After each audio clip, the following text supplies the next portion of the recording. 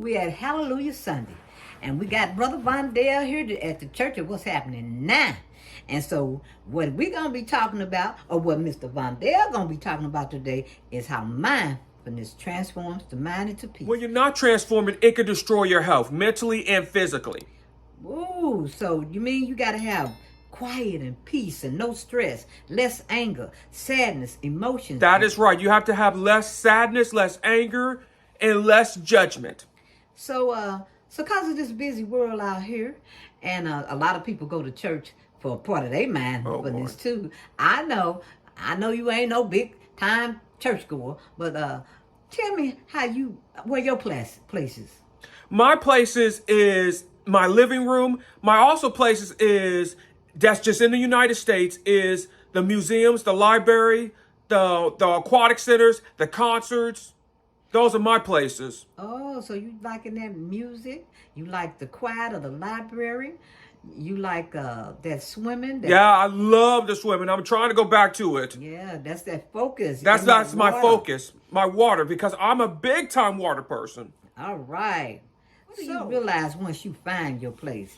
I realize about things. It makes you appreciate more about what takes for granted.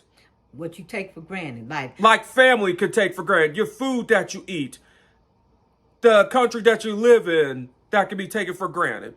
I realize a lot of things can be taken for granted. Now you find out that mindful is not about what? It is not about escaping. It's about accepting things for what it is in a non-judgmental, non-ideological way. So it ain't the good, the bad, and the ugly. No, it's not. Wow. So you can go to a place and still be what? You can still be mad if you're not willing to do the work. You're still bringing the same problems with you.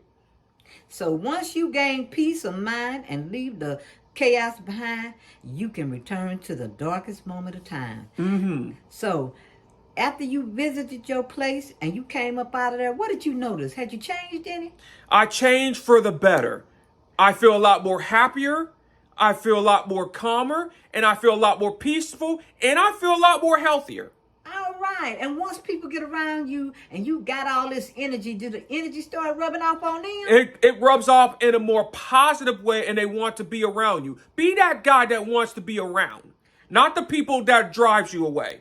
All right. So negativity just ain't good in a. It's not good in your soul. It's not. It will destroy your body. It will destroy your mind. It will destroy relationships.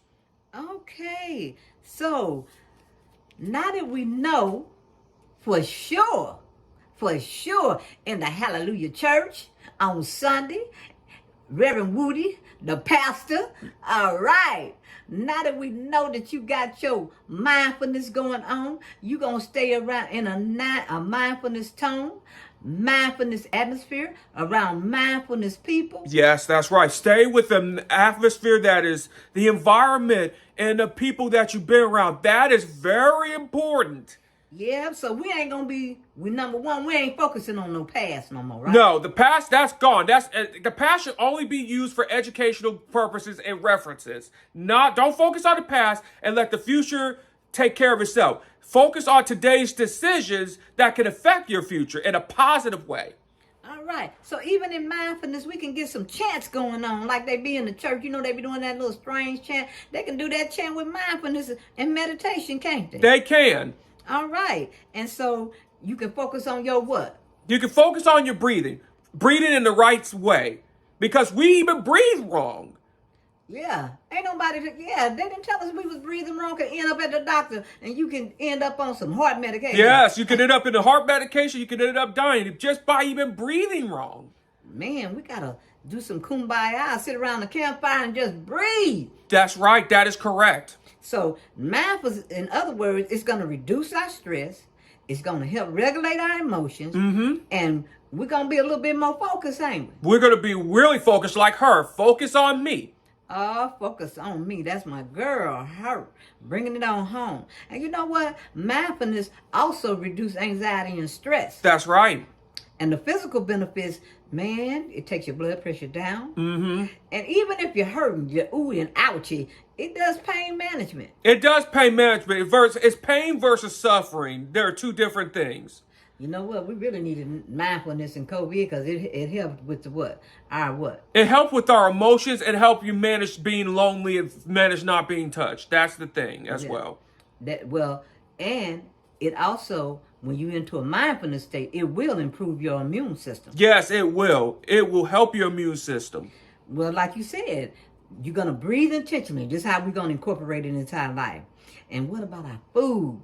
Oh, our food is very important too, because if you eat too much sugar, it can also destroy your mindfulness as well. Because if you have too much sugar, especially in processed food, and I'm talking processed sugars and processed foods, it can destroy your mindfulness. It can make you hyper. It can make you unpeaceful. Yeah, see, what you want to do when you sit down and you got some food in front of you and you want to savor the flavor, baby. You want to enjoy that food. You want to enjoy positive food, to be exact. Enjoy positive food.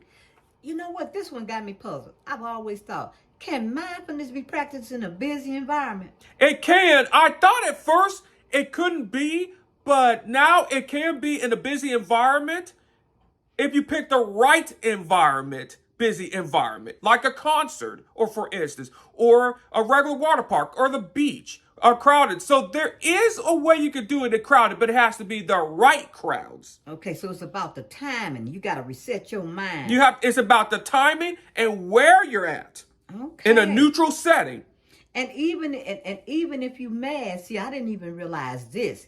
Even if you mad and somebody up in your face, instead of reacting, what can you do? You can what? You could have a script to yourself, stop, breathe, and think. And if it gets too tough, try to walk away. If possible, walk away from the situation to live.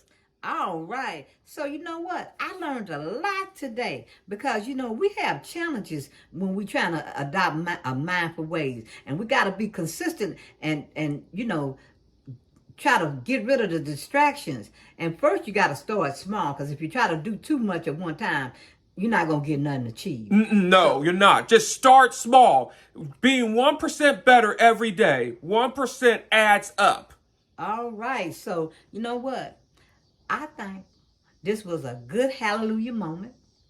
I enjoyed coming to your church of what's happening now, taking my deep breaths, and you taught me a lot today. Thanks. I really appreciate this. And you know what I'm gonna do? I'm gonna go home and get in a mindful state myself, and I'm gonna play me some records.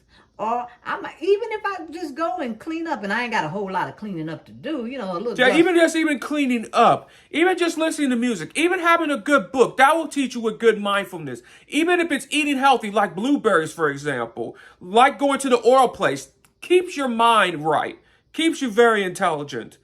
Well, on that mindful note, and focusing on my girl, which he brought up her. Yeah, and we're going to spin up out of the church of what's happening now and move the land. So, you got to say your last word on mindfulness? My last word on mindfulness is this. Do the work. If the place is just a tool, try to do the work when you find that place for mindfulness and to eat healthy diets. And if you do go to a crowded environment, find the right quiet environment to do mindfulness practice. So on that note, that is it. We'll be ending. All right.